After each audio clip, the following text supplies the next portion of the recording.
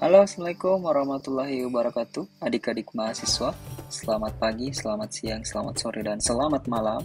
Kita ketemu lagi di kelas farmakologi dan toksikologi bersama saya, Bapak Rani Maulana. Dan untuk materi pada minggu ini, kita akan membahas tentang critical appraisal dan juga perhitungan evidence base. Nah, seperti apa critical appraisal dan juga perhitungan evidence base? Masih lanjutan dari materi minggu lalu. Mari kita simak materinya kali ini.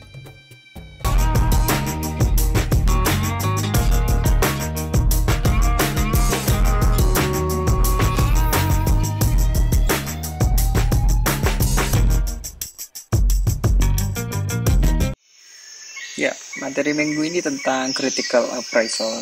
Jadi critical appraisal seperti materi pada minggu lalu, mungkin Anda masih ingat, ini masih merupakan bagian dari evidence base ya, tahapan dalam pencarian evidence base. Dan apa sih critical appraisal itu? Jadi critical appraisal merupakan sebuah proses sistematik untuk menguji validitas, hasil, dan juga relevansi sebuah artikel penelitian atau artikel ilmiah, di mana akan digunakan untuk mengambil keputusan dan merupakan bagian penting dari evidence base itu. Jadi inti dari evidence base itu adalah critical appraisalnya, proses critical appraisalnya, proses penilaiannya, proses untuk mengetahui tingkat validitas dari penelitian tersebut. Karena ini akan berhubungan dengan riset dan juga intervensi praktis yang nantinya akan diberikan. Nah, adapun evaluasi dari critical appraisal ini meliputi dari tingkat relevansi. Dari segi peneliti, kita akan melihat dari kepakaran, bahkan tingkat penelitiannya, serta tempatnya, lalu sponsornya, apakah dari penelitian tersebut ada conflict of interest-nya atau tidak, kemudian rancangan penelitian sesuai dengan tujuannya atau tidak, lalu performance penelitiannya, kemudian prosedur yang dilakukan, dan juga hasil serta pembahasannya. Nah, tujuan dari dilakukannya critical appraisal yang pertama tentu melihat secara sistematik dan juga mengevaluasi literatur atau artikel ilmiah dari segi desain untuk penelitian tersebut. Kemudian dapat memilih literatur yang akan diambil tentunya nanti dari semua, bahkan mungkin bisa puluhan atau ratusan artikel yang kita lakukan critical appraisal ya. Lalu memutuskan artikel mana yang akan diambil dari segi validitas tentunya.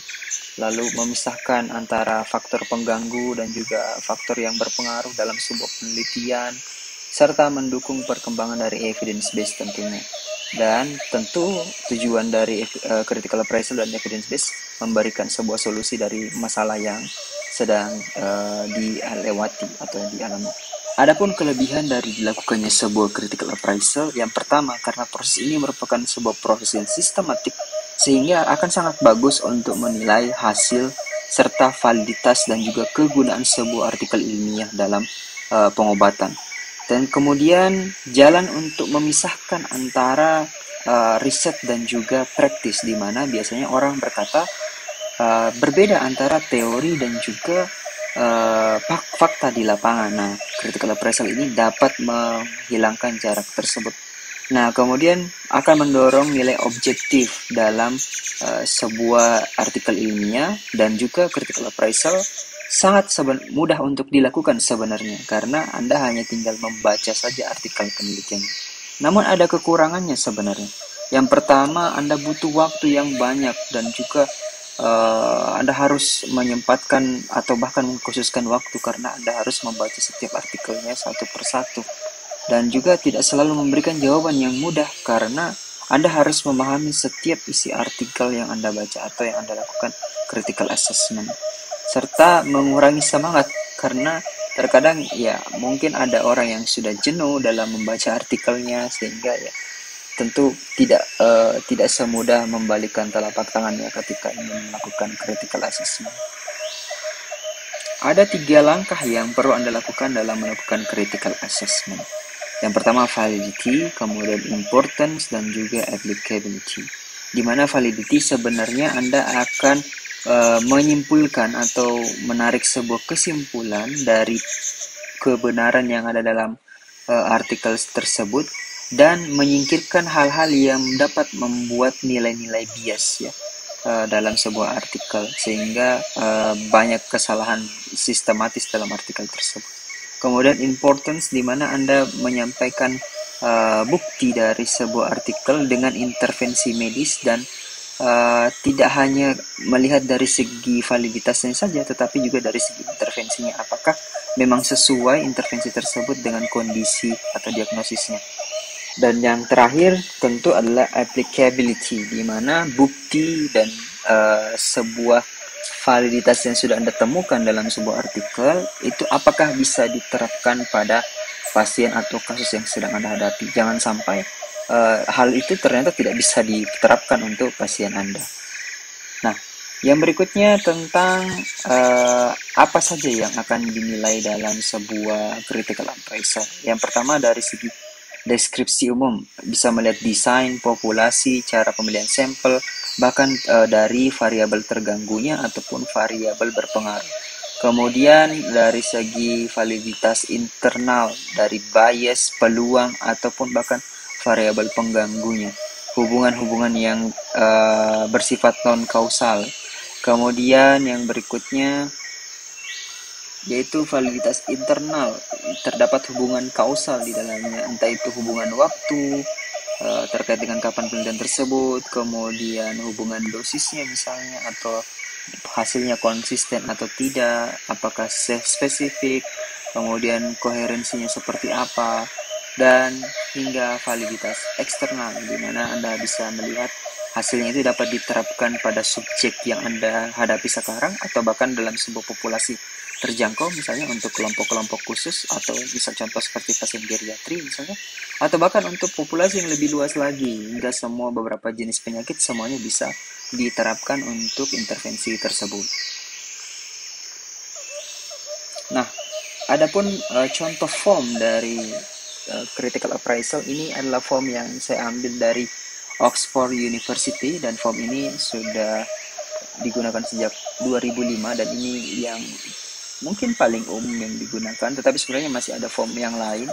Di sini Anda bisa melihat desain, Anda bisa menilai sebuah artikel mulai dari desain, populasi, kemudian faktor inklusi, faktor eksklusi, jumlah populasinya, sampling, bahkan Anda bisa melakukan perhitungan risk of ratio-nya ataupun odds ratio-nya, hingga yang lain. Untuk perhitungannya nanti kita akan bahas setelah materi ini. Atau setelah subbab tentang critical appraisal ini. Nah, namun sebenarnya masih ada juga form yang lain yang biasa digunakan untuk menilai atau melakukan critical appraisal dalam sebuah metode atau pencarian evidence base. Nah, seperti apa formnya? Mari kita lihat. Kalau tadi saya katakan bahwa selain dari form Oxford University untuk melakukan critical appraisal, itu masih ada form yang lain, dan salah satu form yang biasa saya gunakan yaitu dari CISP ya, Critical Appraisal System Program. Jadi Anda bisa mengaksesnya pada website CISP uk.net ya. Di sini Anda bisa melihat beberapa jenis form untuk critical appraisal berdasarkan desain penelitiannya ya, mulai dari yang systematic review, kemudian randomized control trial, cohort, case control, economic evaluation, diagnostic study, hingga penelitian kualitatif dan juga clinical prediction. Jadi di sini Anda bisa hanya tinggal mengklik salah satunya untuk melihat form yang Anda inginkan ya. Jadi misalnya contoh saya ingin di sini sudah ada beberapa contoh yang sudah saya download ya, itu tentang critical appraisal untuk systematic review. Nah, jadi gambarannya itu seperti ini. Di sini bisa Anda lihat ada beberapa pertanyaan yang harus dijawab. Nah, perbedaannya sebenarnya juga dengan yang milik Oxford ya. Ini sudah ada yang milik Oxford dan sudah saya kerjakan sebenarnya. Di sini perbedaannya kalau untuk yang CASP itu Anda hanya menilai apakah pertanyaan yang ada di sini itu ada atau tidak pada artikel yang Anda nilai. Kemudian Anda bisa komen di sini. Sebenarnya juga hampir mirip dengan yang ini, cuman yang Oxford ini lebih detail untuk informasinya. Jadi sebagai contoh di sini ada yang uh, critical appraisal untuk jenis studi komparasi pemeriksaan MRI 0.5 Tesla terhadap EEG, scalp, and evaluation hasil operasi berdasarkan kriteria engel pada epilepsi mesial temporal sklerosis. Ya.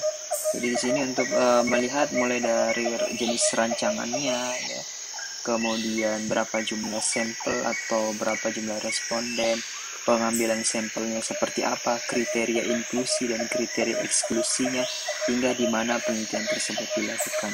Untuk pertanyaan selanjutnya juga sama seperti itu, bagaimana dengan standar dari penilaiannya, standar referensi untuk penilaiannya tersebut.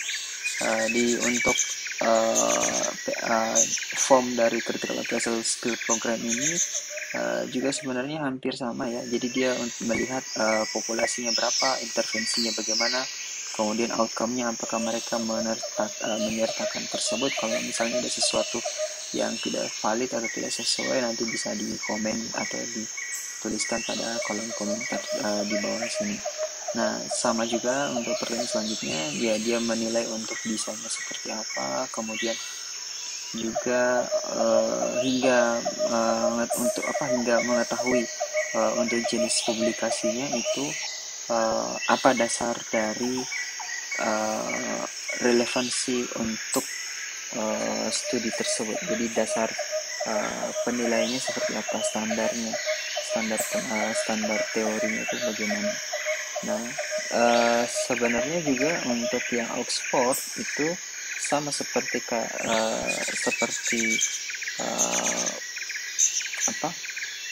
penentuan nilai dari kelompok-kelompok yang ada dalam artikel tersebut. Jadi nanti dia akan menuliskan berapa jumlah untuk hasil responden dalam kelompok A, kelompok B, dan seterusnya. Ya, jadi modelnya akan seperti ini, dan nanti kita tentu akan menghitung untuk beberapa nilai ya, termasuk nilai relatif, kemudian ada positif predictive value atau negatif predictive value. Ya, sebenarnya tidak hanya ini yang bisa kita hitung ya, tetapi bahkan nilai NNT atau juga coefficient of interval yang nanti kita akan bahas di submateri berikutnya tentang perhitungan evidence base. Itu juga bisa dihitung pada perhitungan atau pada saat Anda ingin melakukan critical appraisal. Ya.